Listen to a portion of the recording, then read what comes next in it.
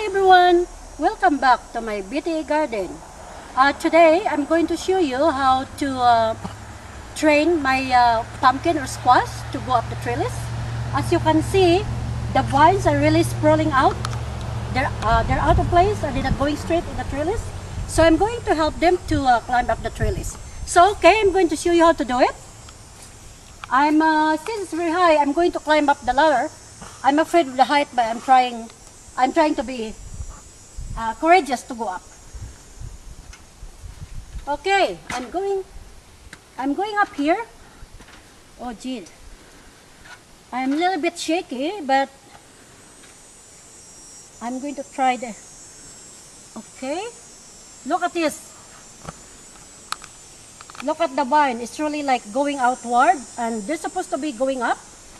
This whisker can help out too to hold them. So I'm going to tie them up or help them entwine in the wire later or in the trellis. So far I'm going to help them. I'm going to, hopefully I won't break it. And I have a string here. I have to tie it up with a string. Not so very tight. Just loosely to support the stem, not to fall over again. Because what I'm saying is, the stem is still growing, and you don't want it to tie it up so tightly. Okay, so I'm going to tie it up like this. I don't know if you can see that in the camera. Here. Yeah, that's good. Just like that. Tie it up like that. And oh, look at this, there's a fruit already on the top. So I think what I can do is just like that for now, because I don't want to break it, and I think they will just help themselves where to go, just like that. Maybe I'm going to tie it up a bit at the corner, like this here, so they're gonna stay put. Okay, I think it will help like this. Okay, that's good. That's good. There you go. And this one we're gonna sprawl. Gonna help themselves, I think, too. And there's a whisker too, so they're gonna curl around and support themselves. So okay, that's good. And here I tied up already over there. And I have to go on the other side too, because it's the same idea. I'm going to bring my pail. I got, all right. So I'm on the other side.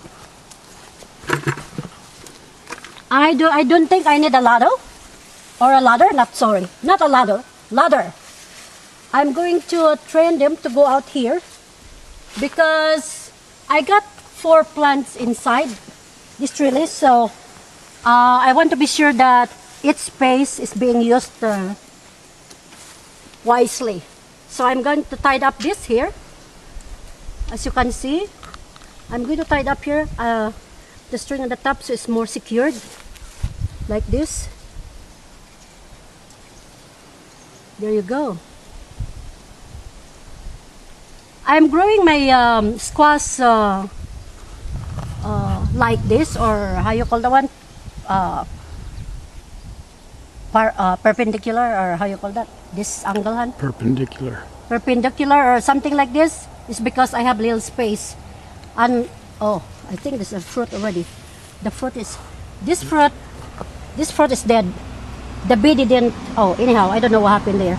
But anyhow, I'm going to cut it down, and I'm going to secure a bit here too. Oh, maybe that's fine. That's fine. I'm going to do that there. And okay, the one outside. Okay, we're here now. I need some people don't prune their pumpkin or squash, but in my case, I'm going to do it, because you know why? I got 4 plants, and this space is so crowded, and they're okay too if you prune them. This one is okay. So I'm going to look for extra stem,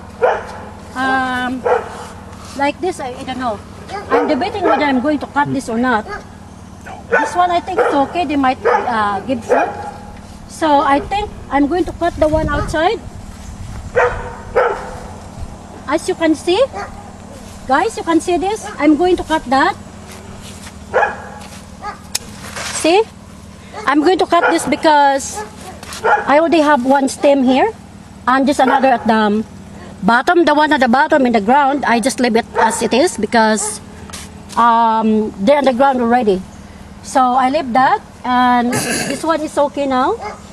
I'm gonna guide them through, and this one I'm gonna climb up later. I'm going to tie up this one. I tied up that one quickly, and I got some more stem that I need to trim down, I guess, because as I said, it's getting too crowded. Because we want fruit, not leaves. They're beautiful, but we cannot eat leaves. And one more thing also is, I don't know, I came from the west part of the Philippines, so in our island we don't, in some other people in the Philippines, like mostly in the north, they eat the flowers. Okay, they eat the squash flowers, but we don't, nobody in my island is doing that. So this one is the extra flower. I'm going to cut that because the reason is because I want the energy to go up there. So some people is eating that, but anyway, it's not a waste because I'm going to cut like that. It's a mulch or fertilizer. And there's one more here. There's one more here. I cut that too, and just drop it in the ground like that. And I'm going to cut some more leaves here at the bottom for air circulation, like this. I'll cut them, and look, just chop them like that, and just leave it on the ground because it's going to be composted. Okay, that was pretty good, like this. Oh, and I got some bush beans here too growing.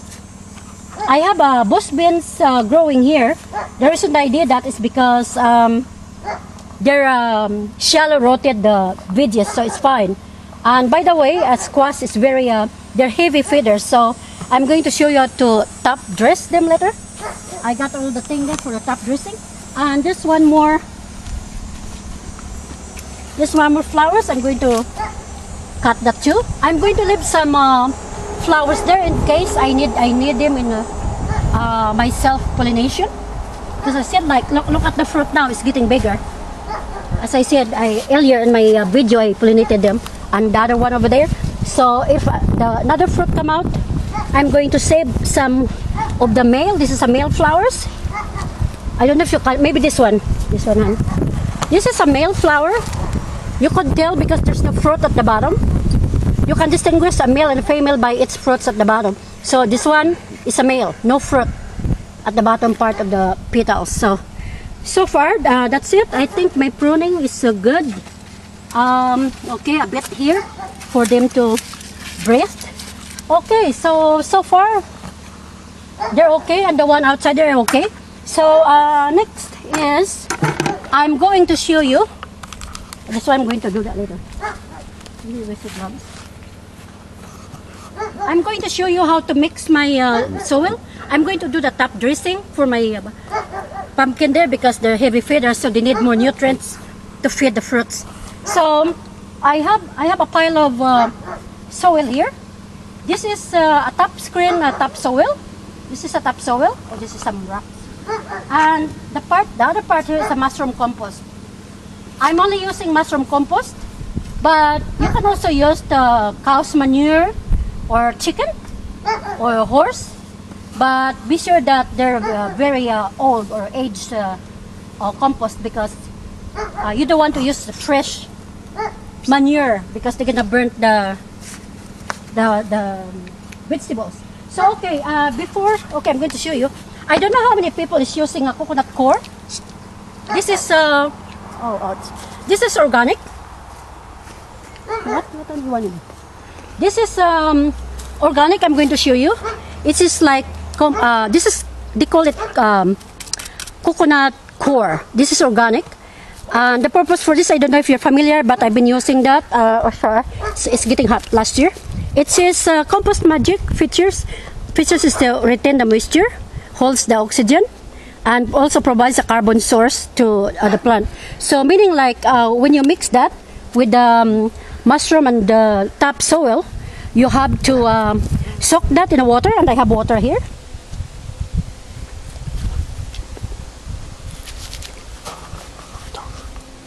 Okay, I have it's alright, I already mixed that. It's all mixed good. Yeah. Okay, I think you can see that in the video right now. The usage of coconut coir. This is organic, and I like using this because it's retained the moisture of the soil, and it makes the soil like really like loose. So anyway, my husband is trying to mix my soil, but I already mixed that, and I think it's really good enough, hon. Okay, good enough. So I'm going to show you now how to do the coconut coir. I have to soak that in water. I got a half filled water in my container. This will soak up quickly. So as you see, can you see? I'm going to put that here. I'm going to soak that inside like that. It takes a while. Not really a while, but quickly. Look at that. Gonna soak up. It looks like it's a small chunk or a bar, but once they get soaked up, they're going to expand. And when they expanded, you have to mix that with your compost, like the one that you see here in my wheelbarrow. I'm going to mix that, so it will loosen up the soil, and it makes the soil like, or it's lighten up the compost. So, okay, like this. While we're waiting, I'm going to show you. Okay. And while we're waiting for, I can do that earlier, but I want to show you guys how to do it, to prepare the coconut coir. So also here, can you see that, hon? Can you come please? I want you to see. So, okay, I don't know if you know, but squash loves slightly acidic soil.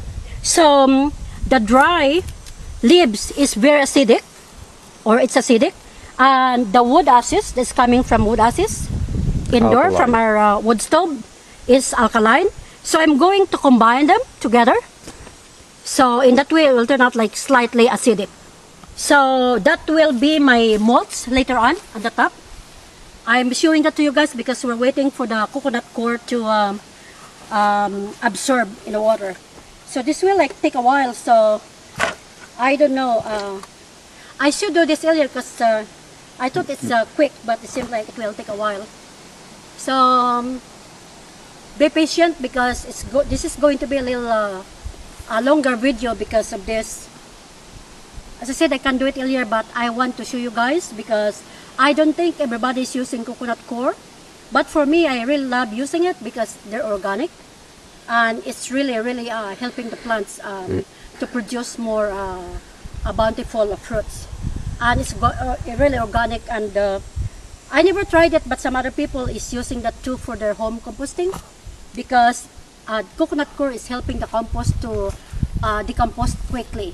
So probably this year I'm going to try that because I have some upgrading to do in my BTA garden, so as in my flower garden. So while we're activity here, I want to be sure that I'll share it with you guys. So okay, I think I need to help. I need to help the coconut coir to okay, loosen up. I can use my hand. Look at this. Oh, it's really hard. It's really hard. This is from my leftover stock or supply last year. So I just left it in the in my greenhouse. So I don't know what happened. It takes a while to. It's supposed to be quick. It's supposed to be sopping up quick. So I'm going to chop it. Maybe it will help.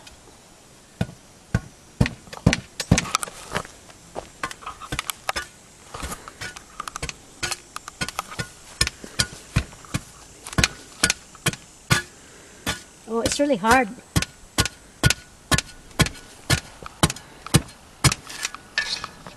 So, see, guys, the inside coconut coir, it takes a while to soak up.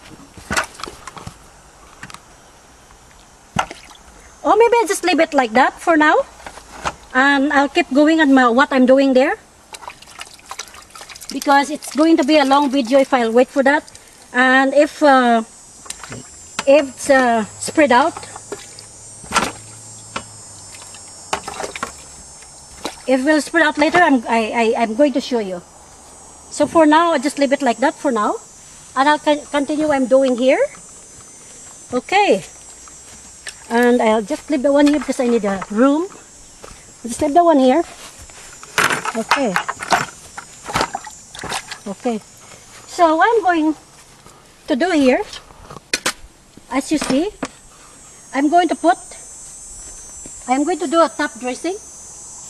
Look at the roots of the pumpkin is exposed, so I'm going to put more dressing on the top like that. As you can see, I don't know if you can see, the camera is a little bit farther than the roots. So can you see it, guys? Can you see the roots?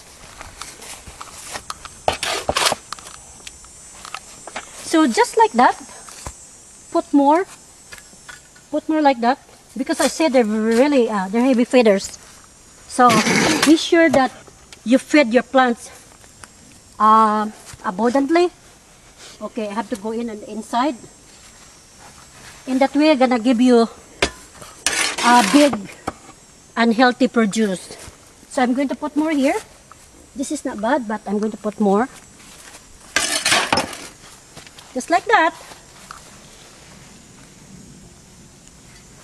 But the good thing with the BTA or Back to Eden Garden is you don't need to spend time pulling weeds, because with BTA the weeds don't have the chance to survive because they're heavily mulched. So okay, I'm on my last here, more here, like that, like this, and a little bit more. Want to be sure that they got their proper nutrients. As you can see, it looks good already. More here, and the front. Okay, I think that's good enough. I just need some space here for my wood ashes. Okay, and you can mix it a bit like that with the previous soil. I got some. You can see. Yeah, okay, I'll have a little bit more here.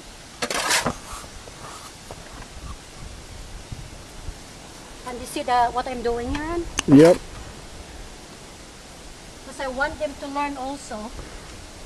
I want to pass on what I learned to you guys. So I want to be sure that my husband is taking the picture of what I'm doing here, so you can see. Okay, that's good. So what I'm going to do now, I'm going to show you. This time, it's my mulch. I think you have to stand up here, to see it. Okay, this leaves is coming from our tree up there. See, maple tree over there. It's coming from there. So I'm going to mix a small portion of ashes. You can calculate half,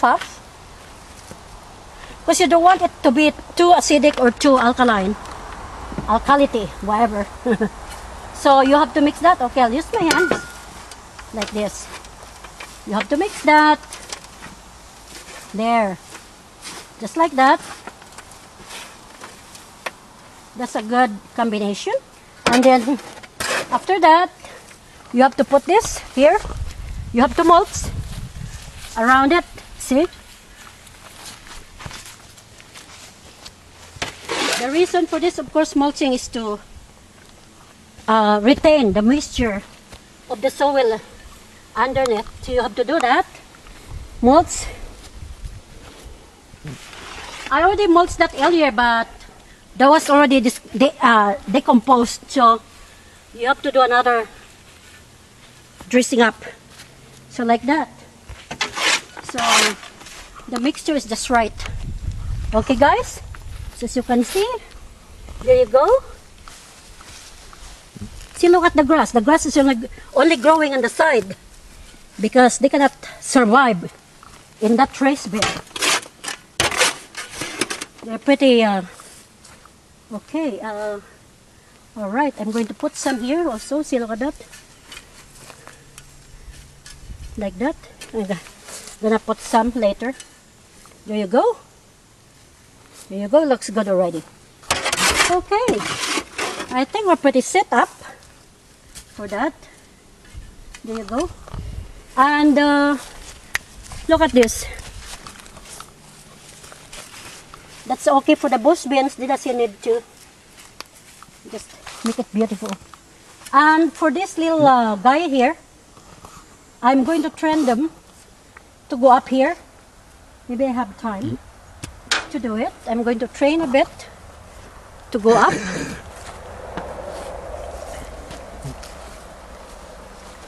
You can use the string or wire or twister, whatever. It's up to you. It's okay. For me, it's handy because I have the supply last year, so I have to reuse it.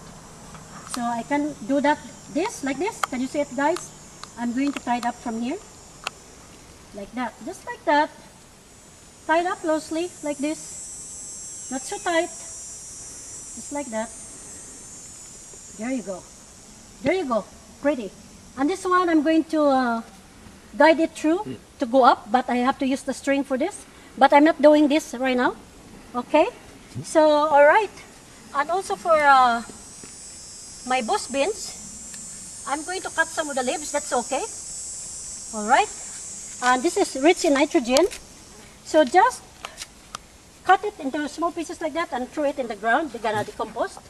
And I have more thing here. I have more climbing. I didn't know that I have a climbing beans. I'm going to train that to go up. I have some. I can use the snow piece thing here. I'm going to train them to go up. Just like that. Because this time we're going to produce more fruit. They're going to bloom soon. Okay. So I think it seems like my coconut core is not doing nothing much. Come on. Yeah, it's still hard. I think the exposure last winter, and I put it out there in the greenhouse, really hardened them. Oh yeah, it's trying to. See, it's trying to spread out now. But anyway, I apologize for this, guys. But I'm going to try to show it again to you when it's time to, when it's ready. I might be doing that tomorrow, so for you guys to see what is happening with the coconut core. So anyway, this is quite a long video now. So I really appreciate you guys watching my video, and I hope what stuff that I learned, I'm gonna pass it to you, and you're gonna learn something from what I've learned too. So hopefully you're gonna get encouraged too to do your BTE garden or backyard garden. They're all organic, no chemicals, nothing at all. So it's very healthy, and hopefully you're gonna continue watching and following me and my YouTube channel. So for now, I end my video here, and thank you so much for your time. And as I always said, please leave a comment down there, and if possible, subscribe so I could continue recording a video for you guys. Okay, bye for now. Thank you very much. God bless.